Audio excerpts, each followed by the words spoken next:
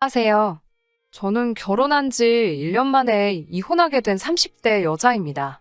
신중하게 결정한 결혼이었던 만큼 같이 이 남자랑 죽을 때까지 함께이고 싶었는데 시아버지와 싸우고 결국 이혼했어요. 저는 지방에서 구급 공무원으로 일하고 있습니다. 대학교를 졸업하자마자 독하게 마음먹고 1년 공부해서 되었어요. 그리고 직장 생활을 시작한 이후 지인의 소개로 남편을 만나게 됐어요. 남편은 배를 타는 뱃사람입니다. 항해사라는 직업은 들어만 봤지 잘 알지는 못해서 이렇게 오래 떨어져 있어야 한다는 건 서로에게 어느 정도 호감이 생기고 알았어요. 2년의 연애를 했지만 남편이 보통 8개월에 한 번 들어왔기 때문에 같이 보낸 시간이 많지는 않았고요. 그럼에도 불구하고 남편은 제가 보여준 인내심과 믿음에 반했다며 자기와 결혼해달라고 하더라고요. 경제적으로도 심리적으로도 절대 어렵게 하지 않을 거라면서요. 친정 부모님은 그래도 부부가 붙어 살아야 되는데 그렇게 오래 떨어져 있으면 서로 안 좋다고 달가워하지 않으시더라고요. 하지만 남편이 선상에서도 저희 부모님께 자주 영상통화도 드리고 카톡도 하면서 다가가려고 노력을 했고요. 그런 남편의 성의와 정성에 감동하신 저희 친정 부모님께서 결혼을 허락해 주셨어요. 하지만 시댁 식구들은 좀 다르더라고요. 시댁 식구들은 저를 탐탁치 않아 하시더라고요. 나중에 알게 된 일이지만 당시 남편이 벌어서 가족들에게 경제적으로 도움을 많이 줬던 것 같더라고요. 그런데 남편이 결혼을 하면 아내인 저에게 경제권을 넘길 거라고 하니 제가 자기들 돈을 훔쳐가는 기분이었나 봐요. 게다가 남편에게는 결혼하지 못한 손위신우가 있었는데 동생이 먼저 결혼하는 것에 굉장히 불편해했대요. 이런저런 이유로 제가 잘못한 건 하나도 없음에도 불구하고 예비 시댁에서 엄청나게 미움을 받고 있었습니다. 하지만 그런 상황에도 불구하고 남편은 저와 결혼하겠다는 의지를 굽히지 않았고 자식 이기는 부모 없듯 결국 저희는 부부의 연을 맺게 되었습니다. 어렵게 이룬 결혼인 만큼 끝까지 보란듯이 지켜내고 싶었는데 이렇게 되어서 지금도 마음이 좋지만은 않습니다. 늘 배를 타고 해외를 도는 남편을 위해 신혼여행은 해외로 가지 않고 제주도로 떠났습니다. 그리고 제주도에서 돌아온 지 3주 만에 남편은 다시 배를 타러 떠났고 8개월 만에 돌아왔습니다. 남편과 만나자마자 제 첫 질문은 부모님께 전화드렸냐는 거였어요. 그도 그럴 것이 저희 시부모님은 제가 이틀에 한 번씩 안부 전화를 드려도 언제 전화하는지 벼르고 있었다거나 부하가 났다거나 전화기를 놓고 기도하고 있었다는 식으로 비꼬시는 게 특기시거든요. 사실 남편이랑 같이 있어도 시댁에 전화드리기가 며느리 입장에서는 쉬운 일이 아닌데 남편과 결혼한 지 한 달도 안 돼서 떨어져 있다 보니 전화를 자주 드리기가 참 어렵더라고요. 처음에는 그래서 일주일에 한 번 정도 드렸는데 그걸로 시모에게 엄청 야단을 맞았어요. 그 이후로는 그래도 2, 3일에 한 번은 드리려고 늘 노력하고 있고요. 그래도 한 번도 좋은 소리를 들어본 적이 없네요. 아무튼 얼마 전 사건이 있었어요. 비 내리던 토요일 오전 시부모님이 저희 사는 지역에 있는 한의원에서 진료를 받고 가셨어요. 남편이 직접 모시고 오고 데려다 드리고 점심도 같이 했대요. 그런데 며느리인 제가 전화 한 통을 안 했다고 시모가 화가 많이 나셨던가 봐요. 저는 그때 미국에서 사는 친구가 오랜만에 귀국을 한 기념으로 둘이 1박 여행을 간 상황이었어요. 남편도 잘 아는 친구고 남편도 흔쾌히 다녀오라고 했습니다. 한의원에 오시는 건 미리 예정되어 있던 일이 아니라 저는 전혀 모르는 상황이었어요. 그리고 남편은 모처럼 친구와 놀러 간 저에게 전화 좀 하라고 하기가 그랬는지 자기 선에서 대충 수습을 했나 보더군요. 아무튼 시모가 신우에게 서운하다는 이야기를 했고 신우가 주말인데 부모님한테 하루 주무시고 가라고도 안 하고 그냥 보냈다고 따지려고 남편한테 전화를 했나 봐요. 그런데 남편이 전화를 안 받으니까 저에게 전화를 했던 거죠. 제가 안녕하세요, 형님. 이라고 전화를 받자마자 안녕 같은 소리 하네. 난 안녕하지 못하고 네 남편 전화 안 받는데 너님은 대체 어디세요? 라고 빈정대더라고요.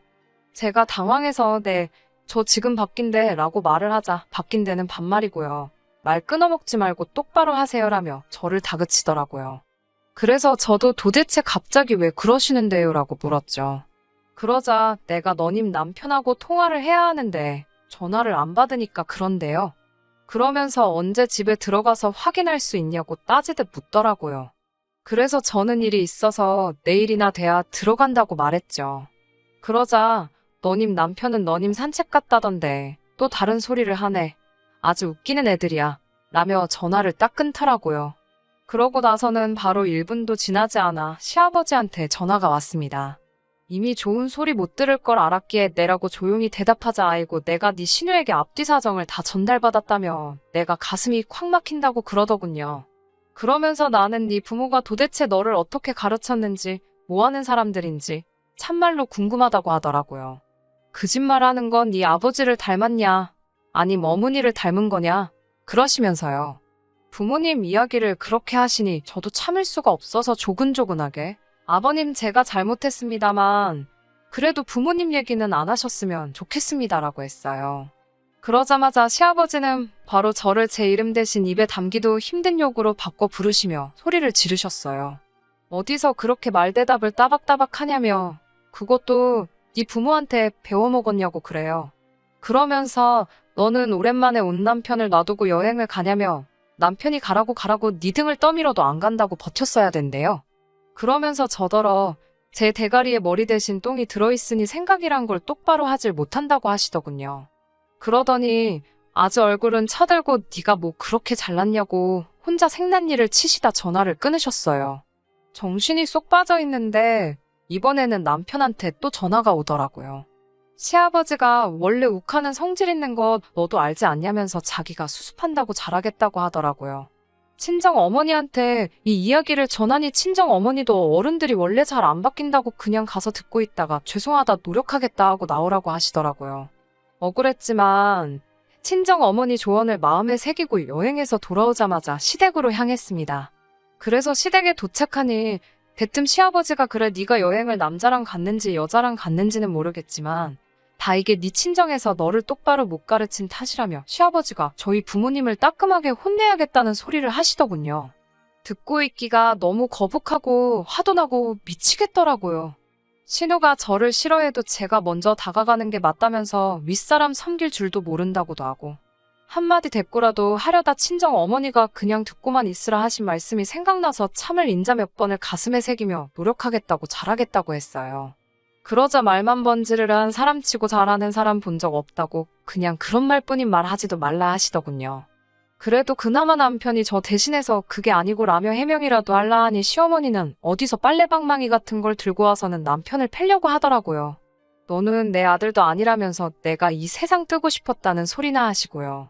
그러더니 대뜸 돈 관리는 누가 하냐고 물으셨어요.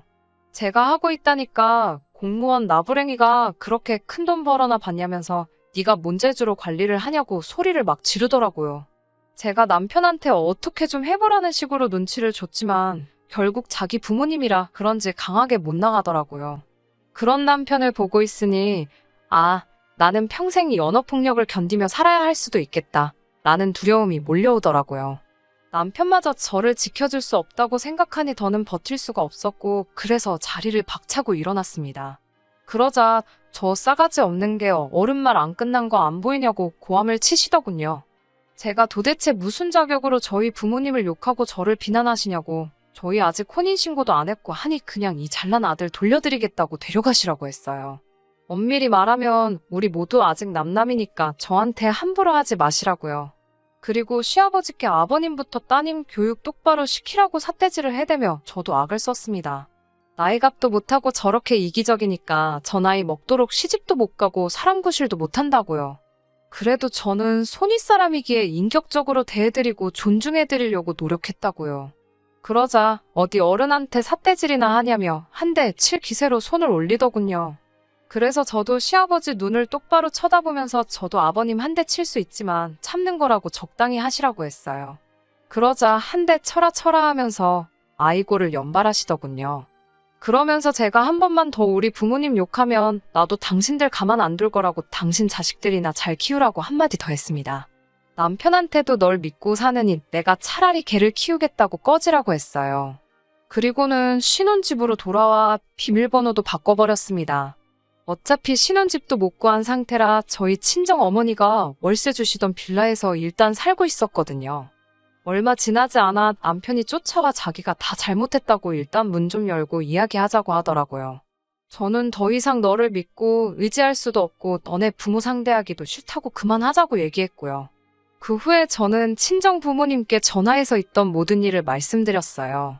한숨만 내쉬던 친정 아버지께서 저더러 그래도 잘했다고 속 시원하다고 하시더군요.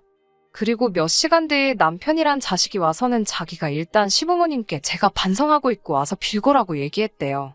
그러면서 그냥 나 죽었어 하고 기라더군요. 그 이야기를 옆에서 들으시던 친정아버지가 이 자식이라며 현관을 열고는 너 이 자식 팔다리 아주 다 부러뜨려버린다고 우리 딸 근처에 얼씬도 하지 말라고 엄포를 놓으셨어요. 장인어른을 여기서 볼 줄은 몰랐는지 걸음아 나 살려라 도망을 가더라고요. 결국 남편과는 이혼하게 되었습니다.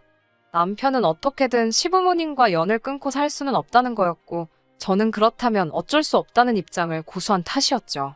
남편은 그래도 일말의 양심은 있었는지 짧은 결혼 생활 동안 저 혼자 외로웠던 것도 알고 자기 부모님이 별난 것도 안다면서 그동안 모은 돈은 위자료라 생각하고 저 덜어 다 가지라고 하더군요.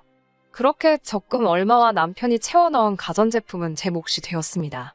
공무원이라는 안정적인 직장도 있고 벌이 좋은 남편도 있었으니 내 인생은 앞으로 평범하면서도 행복하겠다고 생각했는데 이렇게 변수가 생길 줄은 몰랐네요.